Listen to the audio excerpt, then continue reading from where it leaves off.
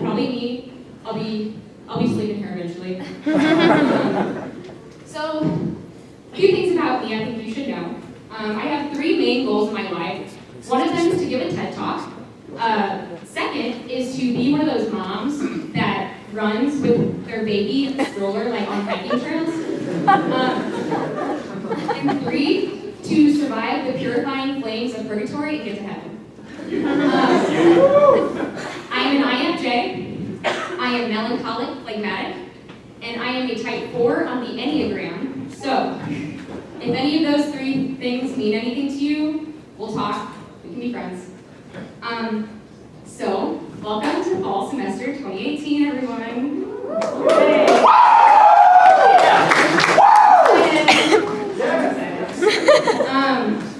And really quick, I know we have a lot of returners, but I know we also have some new people in here. So, can I get a show of hands for any freshmen or newcomers or transfer students? Maybe we're getting some international students.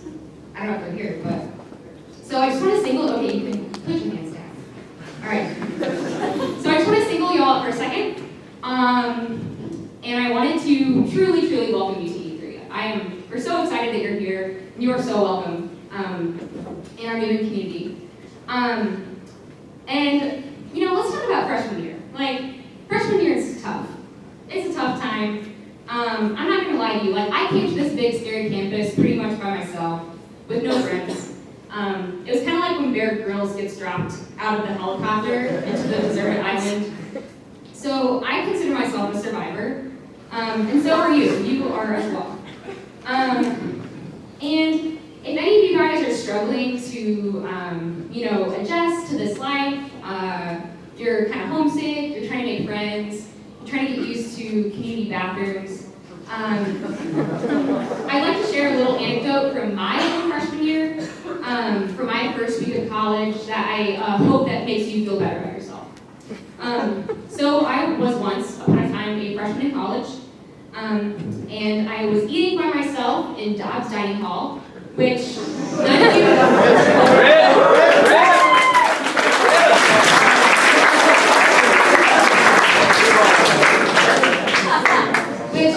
unfortunately none of you freshmen know about because it was demolished about a year ago, along with my hopes, dreams, and memories. So picture this. Freshman Katherine, I'm eating by myself. Classic. I'm thinking to myself, man, I gotta make friends. I got to just buck up the courage, go up to somebody, introduce myself, and ask if I can sit with them. What's the worst that can happen? So at Dobbs, they had some tables and chairs that were on an outside, porch kind of thing, and you could see through the big windows, from the inside out. So I was sitting inside at a table, looking out through the window, and I see this nice looking group of girls sitting there eating together, and I'm okay, starting to feel a little courageous, I can do it. I can go and I can make some friends. I'm gonna walk up to them and see if I can sit with them. What is the worst that can happen? So I take my stuff, get my lunch, I get up, start walking outside, unfortunately out of the emergency exit of the dining hall, and I set the fire alarms off. And I don't really know what happened after that. I think I blocked it out of my memory as a defense mechanism. So I probably just ran away. It happened a lot. But luckily, when God closes doors in your life and makes a big racket out of it, He tends to open newer, nicer doors in your life. And for me, that was the doors of the Newman Center, and that is a shameless plug because here I am a senior, and I now find myself surrounded by the best friends I could ever ask for. So you can do it. Okay, moving forward. So some of you newcomers might be sitting here and saying to yourself, what the heck is this E3 thing? Why am I here? What is this all about? And that's okay, because what we're going to do tonight, lucky for you, I want to take the time to really dive into what E3 is, what we do, why we do it, and why we keep coming back every week. So let's do a little bit of a run through. Disclaimer, nachos do not always come with E3, so not a part of the routine. Sorry. But anyway, so you already know what we do up until this point. You walked in, hopefully someone saw you and said something like, hi. You might have made some small talk, then you took your seats, a random stranger started coming up here with a Britney microphone, making some scary noises. So what's going to happen with the rest of the night is I'm going to keep talking for a while. Eventually I'm going to stop talking. And after the talk, we sometimes do an activity. We sometimes do a meditation or some reflections. Maybe some small groups, and sometimes just some good old-fashioned praise and worship. And then Taylor's going to come up again, make some announcements, then you're going to stack your chairs, grab a delicious free snack, and then hopefully talk to some people afterwards. So that's what we do. So why do we do it? What's the point? Why do we as a community come together and go through this process every week? What is our purpose here at E3? To answer that question, I'm going to dive into some scripture, the part of the Bible that inspired the name of E3, and that is St. Paul's letter to the Ephesians, chapter 3. And I realized when I forgot my Bible, so good thing I have slides.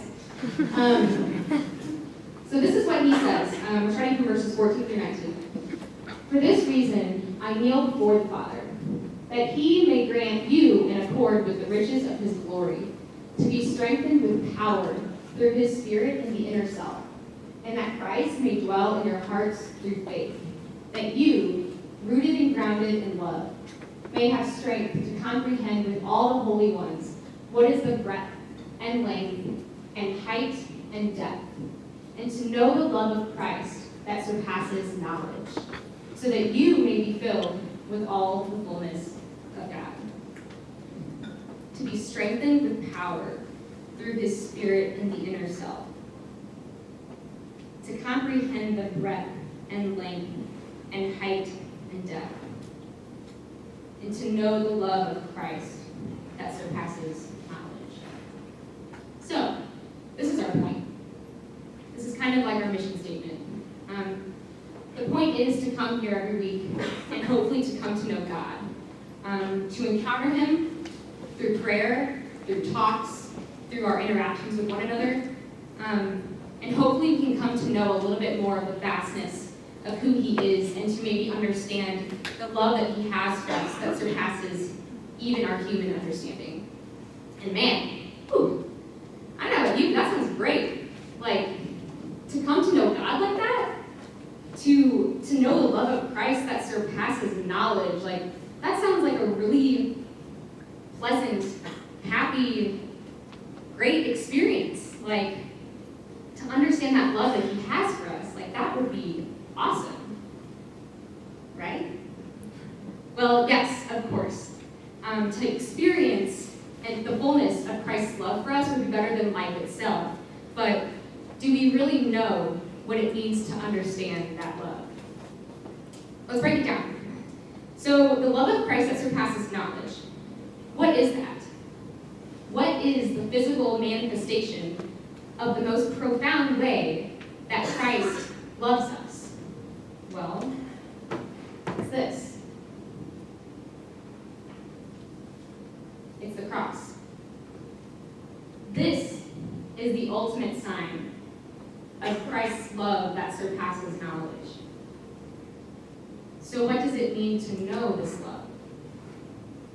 How could we possibly understand the crucifixion of Christ? The pain, the suffering, the agony, and the torment that he went through for us? Is it even possible? Well, actually, God has been known to reveal this love, his suffering on the cross, to certain very holy people, saints you could call them, throughout time. And he's actually done this by allowing these certain saints to literally physically experience these wounds that he received in his passion, death, on the cross. These wounds including the nail marks in his hands and his feet, the lance mark when he was stabbed in his side while hanging on the cross, the crown of thorns that were beaten into his head, and the scourge marks that he got on his back and all over his body. And this spontaneous appearance of wounds on these people's bodies of the crucified Jesus is called the stigmata. And what will happen a lot of times is these very holy people, saints, while being in a state of profound prayer and connection to God, these wounds would literally appear on their bodies. And this can look different for each individual case that this happens. They could have one wound, some of the wounds, or all of the wounds. They could be painful, they might not be painful. They could be seen by others, sometimes they would be invisible by others. Some would have a horrible smell ruminating from them, and others would actually have a very pleasant, sweet smell from it. And we have some really cool examples of this happening in saints that you might be familiar with. One of them is Padre Pio, very holy saint. He's a priest, and he had the wounds in his hands, feet, and side. And his were actually said to ruminate a very pleasant, beautiful odor. Another was St. Francis of Assisi. He too had the wounds on his hands, feet, and side. St. Catherine of Siena had the same wounds, although hers were invisible to others and still point for death. And St. Faustina, who is the saint that gives us the image of the Divine Mercy, she had the wounds of thorns in her forehead. And okay, like this is the first E3, and we're already talking about the stigmata. Like, it's getting pretty intense, I know. Okay, I might have some of you scared, a little worried, like is this a requirement? Like, is this what it means to know God? Like, do I have to go through this pain and suffering? Like, do I have to feel that in order to understand the love that He has for me? And I'm here to assure you that no. No, this is not the only way that God reveals His love to us. And I would even say it's unlikely. And while this concept of the stigmata might be quite surprising and jarring for some of us, it's kind of a crazy concept, but if you really think about it, it kind of makes sense. And if you think about it, it would be understandable for Jesus to want us to feel the agony that He went through. Like, think about if you made a sacrifice, or suffered in some way for somebody. Wouldn't there be a little part of you that would want that person to know what you did for them? Doesn't a part of us say, I want you to feel what I did for you? Then maybe you'll understand and appreciate what I've done. And yet, Jesus doesn't do this. He does not. Because Jesus is so humble, and He's so abundant in His mercy, and He allows the mysteries of His breadth, length, height, and depth to be revealed to us in different ways. Less extreme ways, you could say, than the stigmata. And to dig into this, I want to jump back into Ephesians 3, a few verses before the last section we read, to hear what St. Paul has to say about that. And we're starting at verse 2 now. Addressing his audience, Paul says this: I suppose you have heard of the stewardship of God's grace that was given to me for your benefit, namely that the mystery was made known to me by revelation. When you read this, you can understand my insight into the mystery of Christ. To me, the very least of all the holy ones, this grace was given: to preach to the Gentiles the inscrutable riches of Christ, and to bring to light for all what is the plan of the mystery hidden from ages past in God who created all things. So Paul's basically saying this: God has revealed parts of His mystery to Paul through revelation, through prayer, through the ways in which God was working in Paul's life, through the ways that God moved Paul into conversion. And as a result of this revelation, Paul is now writing and preaching to the Ephesians and to the Gentiles to describe his own unique insight into the mystery of Christ and his own understanding of Christ, the inscrutable riches of Jesus. And in Paul's own words, he was given this insight for the benefit of others. Paul is using his testimony to proclaim truth about who God is and how He loves us. And this, I think, is what we can do here at E3. So here's the thing about testimonies. God is working in our lives constantly. He's constantly moving in our hearts. He's constantly moving in our minds, in our environments, in the people that we encounter. He's always making moves to get us to where we need to be.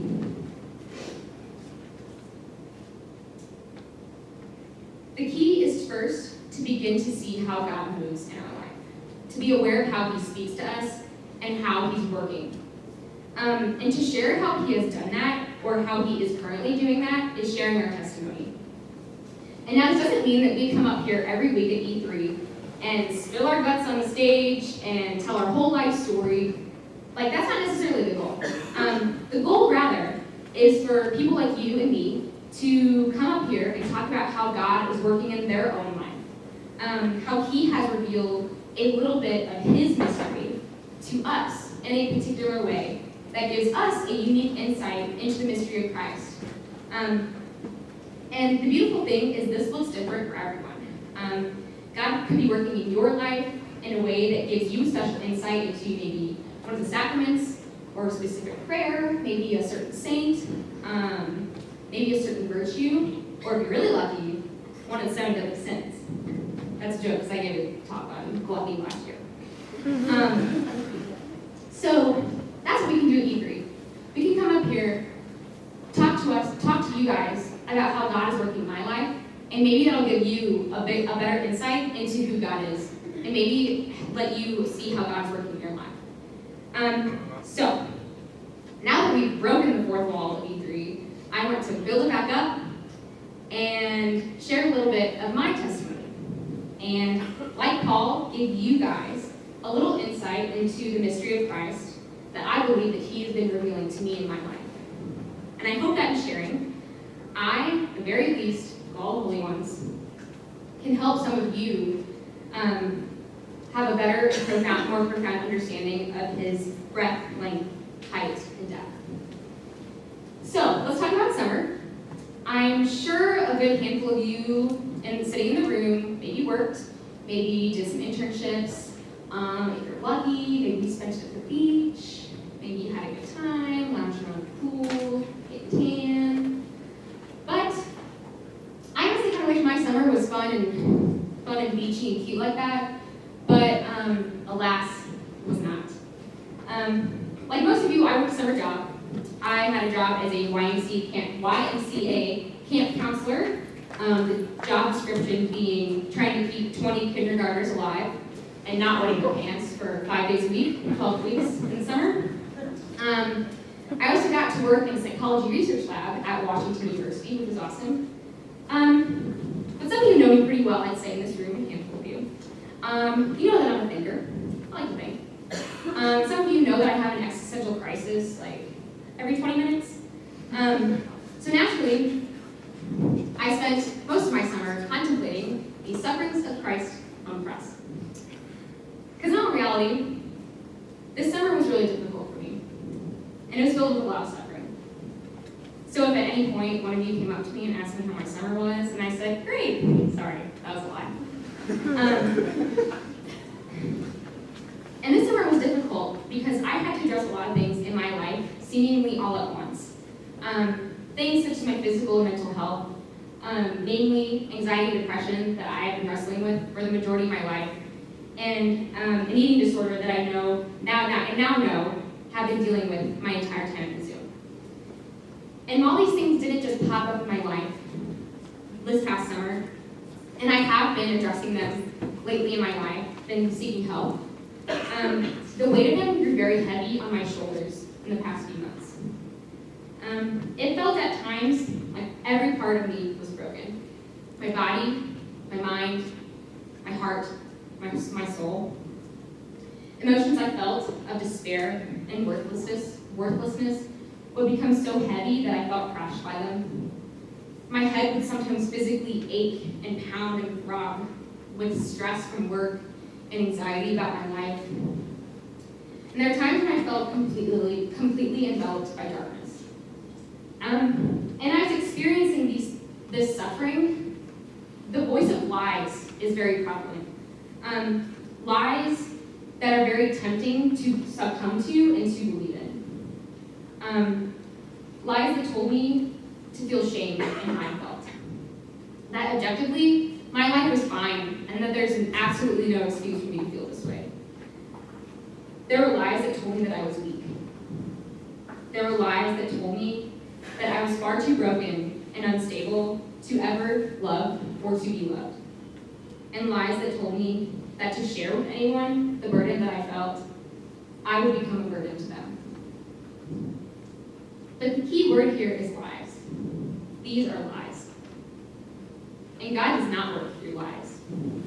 God works through truth because He is the truth. And the cool thing that I found about living a life of faith, of practicing it day in and day out, heading to the chapel when I don't feel like it, when I do, going to Mass regularly, reading Scripture often, filling my mind and my heart with the Word of God, spending time with people who love me very well. After a while, I find myself surrounded by truth. And the beautiful thing is, even in the midst of darkness and suffering, I'm able to cling to pieces of truth that tell me these things. That God makes all things new. That the Lord will fight for me. I know only to keep still. And that even though I walk through the dark valley, I fear no evil, for He is at my side.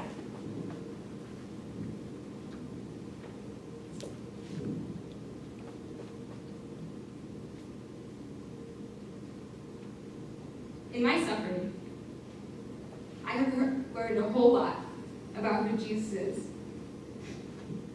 about what He has done for me and for all of us, how He loves us. And I have come to a greater understanding of why in the world He should be at the center of my life, of why in the world I would want to follow Him, even if it leads me to Calvary. And what I've learned is this. I've learned that I'm not a Christian because it's cute, or because it makes me feel better about myself, or because it gives me something to do. I'm a Christian, first and foremost, because it is the truth. And it is true that my God is a God that has experienced suffering that I could never know or understand. And I am thankful for this truth. And I am thankful that no matter the suffering I endure on this earth, Christ is not only waiting for me at the end of it, but He is here in the middle of it. That goes for me, that goes for you, that goes for every individual living on the face of the planet. Because the thing is, in case you are not blatantly aware, there is suffering in this world. And there is suffering on this campus. There's suffering in this room. And there's suffering in our hearts. And honestly, I don't speak to you tonight as a completely healed version of this testimony. I am living this testimony right now, and I still feel these sufferings. And while sometimes I feel so close to the cross, and sometimes I can't see much past it, there is yet another truth that I am able to cling to. And that is Christ's suffering on the cross does not exist without the joy of the resurrection.